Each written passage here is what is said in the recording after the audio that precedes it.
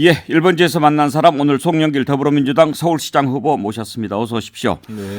당 대표까지 지낸 분이 참 누가 봐도 어려운 선거 한번 나서 보겠다는데 공천 과정이 매끄럽지 못했습니다. 좀 섭섭하지 않으셨나요? 다 지난 일이고 저의 부족함이 있기 때문에 잘 포용해서 원팀으로 만들어 가겠습니다. 예. 오늘도 기동민 위원장과 잘 상의하고 예. 우리 안규백 우리 동대무구 사선 의원님께서 이제 총 이걸 선대위원장을 맡아주시기로 했고요. 예. 아무튼 서울시당 차원에서 적극 결합에 뛰겠습니다. 사실 송영길 후보 서울시장 선거는 그 자체만으로도 중요하지만 또 서울의 구청장 선거가 지금 몇 군데죠? 25개입니다. 거기도 다 지금 사실 그렇습니다. 영향을 미치는 선거 아니겠습니까? 네. 송 후보께서는 이번 지방선거의 의미를 어떻게 두십니까? 대선 연장전이라고 보는데 예를 들면은 콘서트가 끝났는데 관중이 해산을 않고 있는 거예요. 축구 경기가 끝났는데도 너무 아쉬운 거예요. 페널티킥이라도 다시 한번 해보자. 0.73% 그것도 심상정 후보의 2.24%를 합하면 완전히 이쪽이 이긴 거잖아요. 저 안철수 후보가 갑자기 단일화 한바람에 0.73을 이긴 선거인데 예.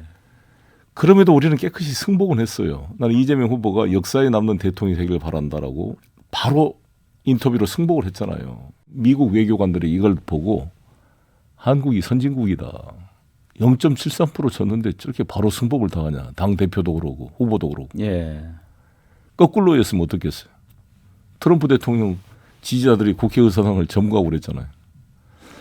그랬지만 그러나 아쉬움이 남고 이제 일단 됐으면 우리 심정이 우리가 비록 윤석열 후보를 지지하지 않았지만 대한민국을 위해서 잘 되기를 바란다라는 게 인지상정인데 이분이 되자마자 하는 모습이 걱정을 자아나게 합니다. 갑자기 왜 멀쩡한 청와대를 놔두고 용산을 옮긴다는 거냐. 옮기더라도 좀 한 1년 정도 차분히 준비해서 가는 것도 아니고 아예 취임 당일날 한 발자국도 밟지 않겠다. 예. 이건 무슨 미신이 아닌 이상 이해할 수 없는 행위를 하고 있어요. 이로 인해서 엄청난 문제가 지금 발생되고 있고 윤로 남불 내각이라 그다음에 소상공인 1,000만 원 주고 50조 추경하더니 다 그거를 백지화시키고 병사 200만 원 준다는 것도 백지화시키고 잉크도 마르기 전에 전부 공약을 취소하는 일들이 벌어지고 있습니다. 그래서 안 되겠다.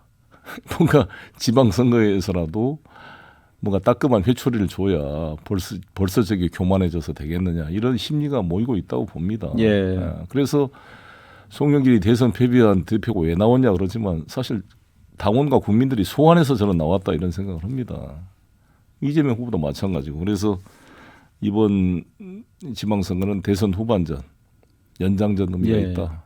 그래서 중앙정부는 국민의힘에 줬지만 지방정부는 민주당에 줘서 이게 서로 국민 통합도 이루고 견제도 이루자. 특히 서울시장은 유일하게 국무회의에 참석해서 발언할 수 있는 사람 아닙니까? 예. 똑같은 윤핵관 중심으로 같은 말만 하는 장관들이 모여서 국정을 끌고 가면은 허점이 보완되지 않고 그냥 넘어가 버립니다. 매기 효과라 그럴까요? 뭔가 좀 다른 말을 하는 사람이 있어야 한번 점검을 해보지 않겠습니까? 예. 그래서 윤석열 정부 성공을 위해서도 송영길은 꼭 필요하다. 그래서 제가 뭐라 그러냐. 송영길 서울시장은 윤석열 정부 성공을 위한 백신이다. 예. 효과가 없는 같은 당. 그냥 용산 이전에 대해서 서울 시민의 재산권 침해에 대해서 아무 말도 하지 못하고 오히려 용산 이전이 대통령 진불식 이전이 용산 발전에 도움이 될 거라고 말씀하시는 오세훈 시장은 일종의 물백신 같은 거 아니겠느냐. 과연 저게 백신 효과가 있을까. 예. 쓴소리를 못 한다는 거죠. 그래서 저 같은 사람이 있으면 윤석열 정부에도 도움이 될 거다라고 생각합니다. 지방선거 의미를 여쭤봤는데 대선의 연장전 성격이다. 이렇게 보고 계신다 이거죠. 네. 서울시장 선거는 그러면 어떤 의미가 있습니까? 저는 명랑해전에 대장선 같은 의미가 있다. 예. 아시다시피 7천량 전투에서 패배하고 나서 선조 임금이 이순신을 다시 복귀시켰습니다. 복귀가 돼가지고 첫 해전이 명랑해전인데 배 12척 있었잖아요. 한 척 고쳐가지고 13척이었습니다. 상유 12 순신 불사 그랬습니다. 저는 상유 12 영길 불사 이런 자세로 대장선을 가지고 치열하게 싸워줌으로써 예. 25개 구청장들을 당선시키도록 도움을 주고 우리 시의원, 구의원님들 그리고 경기도, 인천 전국 선거를 선도하는 서울시 선거가 되도록 최선을 다해 보겠습니다. 예. 이순신 장군의 그 상요 시비를 얘기하신 거를 보면 일단 전세는 매우 불리하다는 것을 그렇습니다. 인정하시는 거 아니에요? 그렇습니다. 지금도 여론조사 보면은 좀 밀리는 걸로 나오는데 네. 보관이 있다면 어떤 보관을 갖고 계십니까? 뒤집을 만한.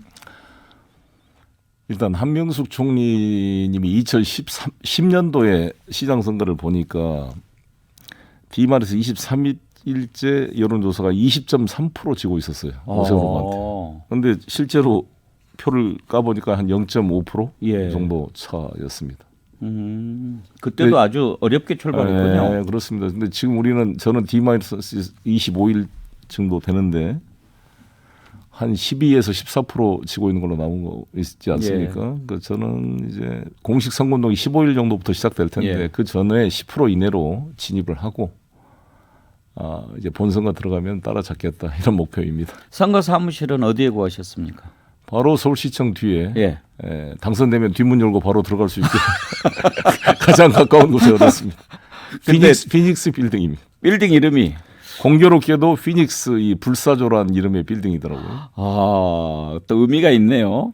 고르고 보니까 피닉스였습니까? 네. 피닉스라서 골랐습니까? 아니 저도 뭐 실무자들이 골라 나와서 이제 가보니까 그렇다는 거죠. 그래서 제가 망치 테러를 당해도 살아나고 컷오프 때도 살아난 것과 참 이미지가 맞는다 이런 말이 있었고 그것도 건물에 아버지가 언제 와본 것 같은데 예. 보니까 이게 민추협 사무실이었어요. 제가 김영삼 총재님을 거기서 처음 만났습니다. 그랬군요.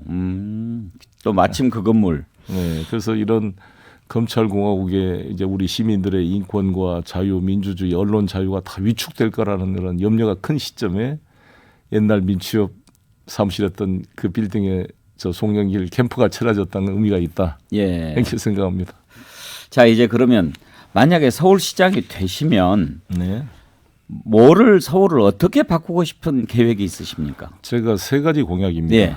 첫 번째는 대통령 집무실 용산 졸속 이전에 따른 서울 시민의 재산권을 지켜내겠다라는 게 첫 번째 주요 이슈입니다. 그래서 김진애 의원님, 김병주 한미 합참 부의장, 연합사. 예. 한미 연합사 예. 부의장을 공동 본부장으로 모셔가지고 지금 이제 준비를 하고 있습니다. 어떤 준비를 하는 겁니까?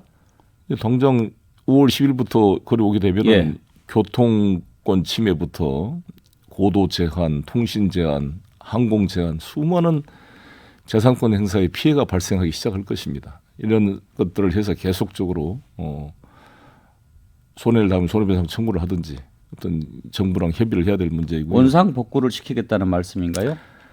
어떻게 하겠어요, 서울시장이. 예. 그것은 이제 나중 정권 때 문제인데 제가 원론적인 이야기를 한 겁니다. 임대인의 동의가 없이 임차인이 건물을 임의로 변경해버리면 임대차 기간이 종료되면 원상 복귀하도록 부동산 임대차 계약서의 표준 약관에 들어 있습니다. 그 원론적인 말씀을 드린 거고.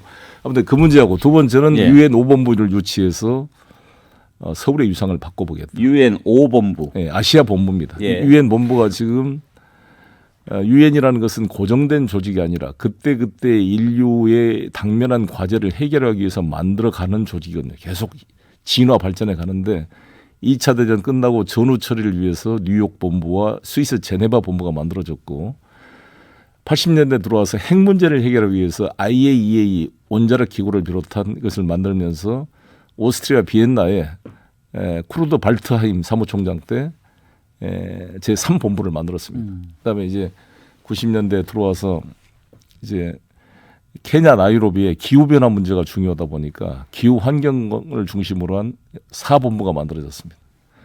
이렇게 1, 2, 3, 4본부가 만들어지다 보니까 우리 아시아만 빠진 거거든요.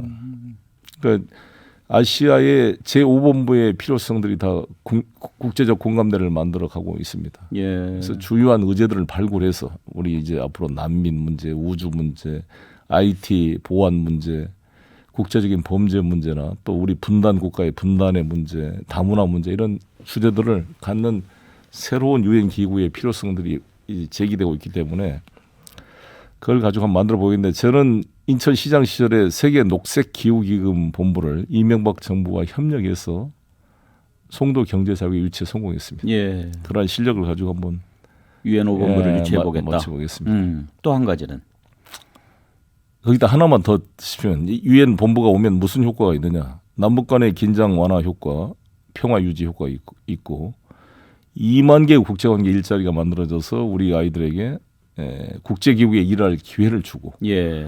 마이스 산업, 금융산업, 미디어 산업들이 같이 발전할 것입니다. 동시에 유엔 평화대학과 관련 국제학교가 유치돼서 우리 서울의 자녀들이 글로벌한 수준의 국제교육을 받을 수 있는 기회가 만들어집니다. 케냐 나이로비에 41개 국제학교가 생겼어요. 왜냐하면 유엔 주재 그 외교관들의 자녀들 학교를 보내야 되니까 예. 안 만들어질 수가 없죠. 예. 제가 인천시장 때 체드익 스쿨이라고 송도에 그걸 오픈을 시켰거든요. 체드윅. 서울의 강남에 잘 나가는 분들의 자제분들 체드익 스쿨 들어가려고 재수를 할 정도로 인기가 최고입니다. 그리고 뉴욕 주립대학, FIT, 겐트 대학, 조지 메이슨 대학, 유타 대학을 제가 다 유치했습니다. 이러한 실력을 가지고 이걸 한번 만들어 보겠다는 거예요. 예. 세 번째는 부동산 문제니까 부동산 문제 핵심이 부동산 가격 상승과 세금 문제 그리고 내로남불이었습니다. 송영길은 부동산 문제에 대해서 종부세, 양도세 완화를 주장하고 이 법을 당대표가 돼서 통과시켰습니다. 공급 확대를 주장하고 있습니다. 그리고 나는 LH 내로남불 때문에 박영선 후보가 사실 유탄을 맞았잖아요. 처음에 박영선 후보가 이기고 있었어요. 예. 근데 중간에 LH 사건, 청와대 뭐 정책실장 사건 터지면서 이게 내로남불이 되니까 민심이 확 엎어진 거거든요.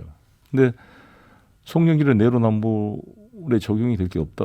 내가 뭐 부동산을 소유해 본 적도 없고 지금도 집이 없이 집 없는 사람 입장에서 자기 집을 가질 수 있게 하는 누구나 집 프로젝트를 고민해온 사람이기 때문에 저는 해볼 만하다. 부동산 왜 문제. 지금도 집이 없어요? 능력이 없어서가 아니라 굳이 내가 집을 가지려고 노력을 안 하는 거죠. 그랬습니까? 예. 맨 앞부분으로 다시 좀 돌아가서요. 용산으로 이제 대통령 집무실을 이전했으면 네. 뭐 재산권 이전에 관한 문제가 생길 것을 생각해서 거기에 대비한다는 말씀을 하셨는데 그게 가능합니까? 여러 가지로 이제 용산 지역의 고도 제한 문제라든지 조망권 아니 아까 말한 교통에 관련된 거라든지 통행에 있어 불편이나 통신 제한이나 항공 운행 제한 또 UAM이라 그래서 어반 에어 모빌리티 나르는 택시가 2028년부터 한강변을 따라 쭉 대동맥이 돼서 이제 이 항공 노선이 만들어지게 될 텐데 이 용산이 대통령 집무실이 들어오게 되면 여러 가지로 정의 요소가 될 겁니다. 예. 지금 청와대 주변에 통이동이나 적선동 거의 뭐 한번 효자동 이런데 한번 봐보십시오. 얼마나 불편했습니까? 재산권 행사에. 그리고 문재인 대통령 때는 민주화가 돼서 다행이었지. 이명박 박근혜 대통령 때는 촛불 집회, 시위에, 최루탄에 정말 거기 주민들이 불편이 이루 말할 수가 없었거든요. 근데 그런 문제가 용산에도 계속 발생하게 될 것입니다. 이제 자칫하면 이제 새 정부 발목 잡기다 이런 비판이 이제 나올 수도 있을 것 같은데 그 부분을 놓고 뭐 국민들이 지금 반대하는 여론이 높긴 합니다만 지난번에 그런 얘기도 하셨어요. 만약에 정권을 다시 찾아오면 청와대 다시 돌아가겠다 그런 얘기 하셨죠. 그 문제는 가능성으로 그럴 수 있다라고 말한 거지. 하겠다는 아니고. 제가 무슨 대통령 후보도 아닌데 현재 그렇게 말할 수 있는 입장은 아니고요. 예. 그러나 그때도 국민들의 계속 문제가 발생하면 그런 게 논의되지 않겠습니까? 아까 말씀드린 대로 윤석열 후보께서 대통령 선거 때 용산으로 대통령 집무실을 이전하겠다고 공약을 한 적이 없습니다. 그냥 막연하게 광화문 시대만 했지. 즉 국민의 신임을 받지 않는 정책이에요. 예. 그리고 아까 말씀드린 것처럼 이재명 후보와 47.8% 플러스 심상정 후보 2.24%를 합하면 더 이겼습니다. 윤석열 후보를 단일화가 됐으면. 근데 자꾸 말씀하시면 승복하지 않는 것 같이 들릴 수 이게 있어요. 승복을 하는 건 하는데 이 점을 알고 겸허하게 권력을 행사하라는 취지인 거죠. 승복을 안 한다는 것이 아니라. 왜 0.73%로 이겼으면 47.8%의 국민의 마음을 헤아리고 수용하는 자세를 취해야 국민 통합 화합이 될 거 아닙니까? 윤석열 당선인께서 당선 축하 인사 플랜카드 여의도에 걸어놓은 거 보니까 대한민국을 하나로 만들겠습니다. 근데 이게 하나로 만들려는 자세가 아니다는 거죠. 예. 그래서 저는 서울시장을 송영길을 당선시켜 주면 그 나머지 반수 윤석열 후보를 찍은 사람보다 안 찍은 사람이 더 많잖아요. 지금 심상정 후보 찍은 사람까지 합하면 이 사람들이 마음 둘 곳이 없고 텔레비도 안 보고 있는데 이분들의 마음을 하나로 모아 국정에 참여할 수 있는 통로가 만들어짐으로써 국민 통합에 기여할 것이다 이렇게 보는 겁니다. 알겠습니다. 네. 말씀하시는 중에 속보가 하나 들어왔습니다. 민주당에서 인천 계양을 보궐선거에 이재명 고문을 전략 공천하기로 결정했다. 이런 소식이 들어왔는데 인천 계양을 지역구 아니었습니까? 이재명 후보가 거기에 나가는 것 어떻게 생각하십니까? 저는 뭐 당의 결정을 존중합니다. 그리고 이제 저는 계양구 주민들에게 너무 감사한데 사실 제가 호남 출신이잖아요. 호남 출신이 인천서 국회의원 당선된 게 제가 처음입니다. 아, 그런가요? 유사일에 처음입니다. 저를 그렇게 출신 지역에 상관없이 제가 국회의원으로 내려간 건 아니었죠. 노동운동으로 내려가서 제가 택시 운전도 하고 배관 용접공도 하고 이게 7년을 노동자 생활을 한 것을 평가해줘서 국회의원 만들어줬는데 37살에 국회의원이 됐거든요.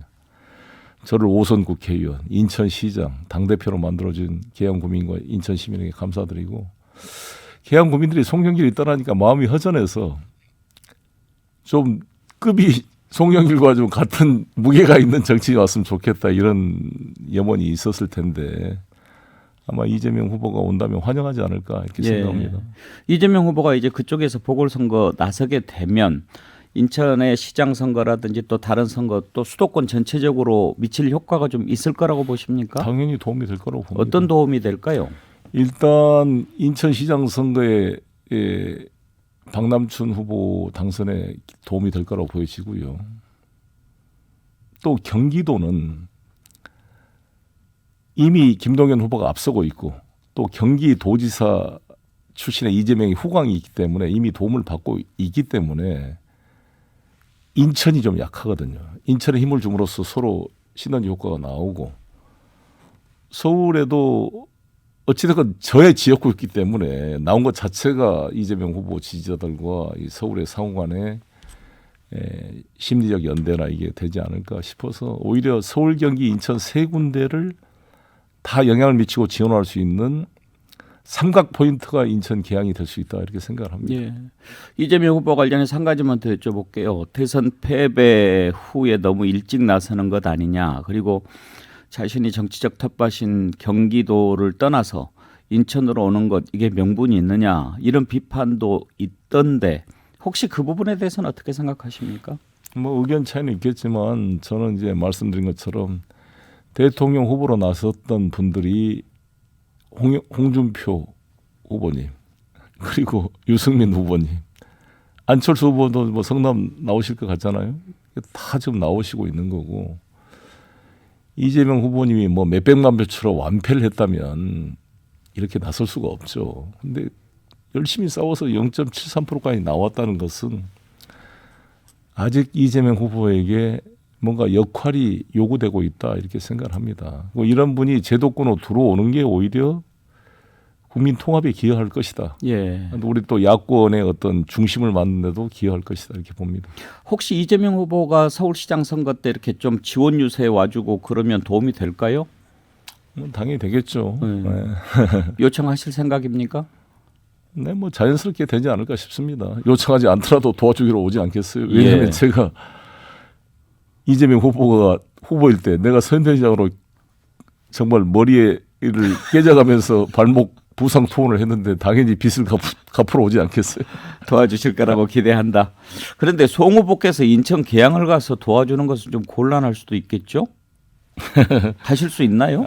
뭐 그것도 뭐 모르겠습니다. 그거는 뭐 선거법상 어쩔지 모르겠습니다. 그러니까요. 오신 김에 현안에 관해서 좀 한 가지 여쭤보고 싶습니다. 지금 이제 새 정부 첫 내각 출범을 앞두고 청문회를 하고 있는데 민주당에서 문제를 삼고 있는 후보들이 참 많습니다. 송 후보께서 보시기에 한덕수 총리는 국회 인준을 해줄 만하다고 보십니까? 어떻습니까? 뭐 제가 말씀드리기가 조심스럽습니다. 왜냐하면 그건 뭐 당 지도부나 또 청문회 임원이 제가 아니기 때문에 섣불리 또 국회의원님들의 권한을 또 제가 앞서갈 수는 없기 때문에 잘 국회에서 판단하지 않을까 생각합니다.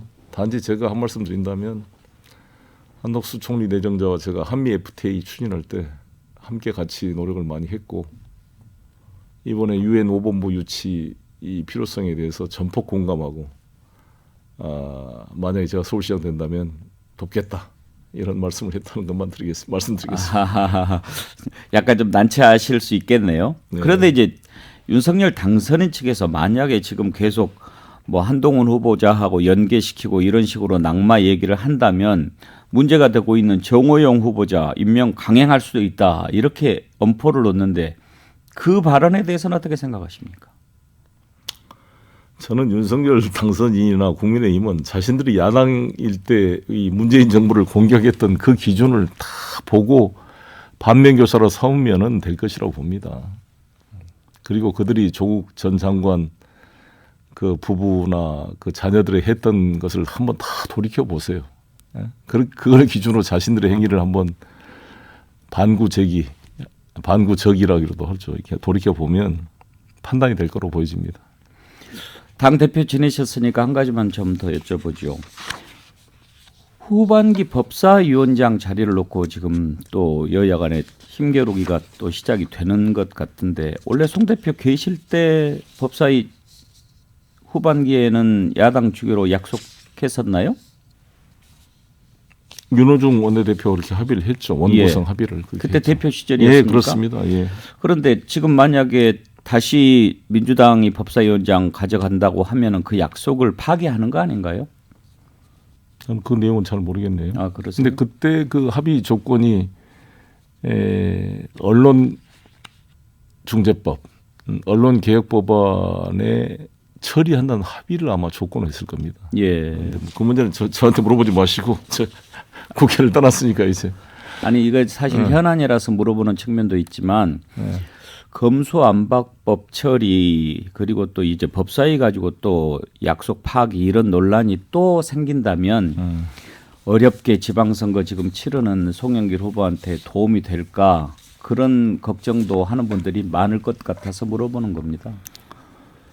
예. 그 뭐 다 지혜롭게 당 지도부가 판단해 주시기를 바랍니다. 뭐 국민의 눈높이에 맞게 잘 됐으면 좋겠습니다. 알겠습니다. 한 50초 남았는데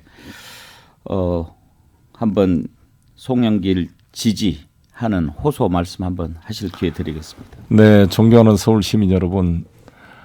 저는 서울에서 대학을 나오고 우리 아내는 서울 토박입니다. 우리 아들, 딸도 서울서 대학을 나왔는데 인천시장으로서 부도위기의 인천을 정말 세계적인 도시로 만들어냈다. 삼성바이오 유치부터 시작해서 뉴욕 주립대, 체딕스쿨, BMW, 하나금융타운, 스테이트팩 코리아, 엠코 테크놀로지를 비롯해서 FDI, 포린 디렉트 인베스트먼트를 제가 서울 경기보다 이기고 외국인 직접 투자를 유치해냈습니다. 이런 실력으로 우리 공동에 가는 여의도를 국제적 금융타운으로 만들어내고 용산을 저렇게 오세훈 시장시에 저런 개발이 아니라 해외 투자 유치를 통해서 그리고 UN 제5본부 유치를 통해서 서울을 한 단계 업그레이드 시키겠습니다. 부동산 문제 공급은 확대하고 세제는 완화시키고 금융은 지원해서 부동산 문제 해결해 보겠습니다.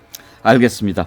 오늘 나와주셔서 감사드리고 건강 잘 챙기시길 바랍니다. 네, 감사합니다. 또 좋은 소식을 한번 또 뵙죠. 네, 민주당 서울시장 후보 나선 송영길 전 민주당 대표 만나봤습니다. 전하는 말씀 듣고 2부에서 이어가겠습니다.